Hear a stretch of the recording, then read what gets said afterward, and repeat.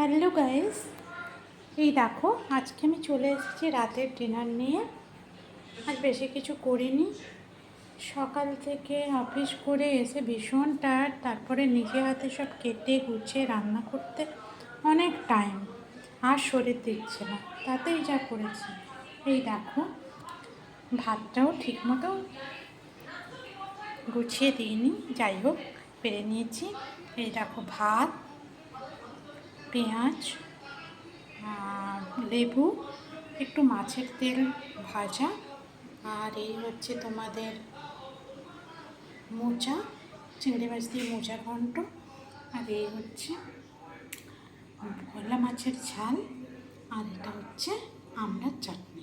এই হলো আমাদের আজকের রাতের ডিনার। আর এর সঙ্গে লাস্টে একটু পাঁপড় যোগ করব। কেমন? Tata, good night.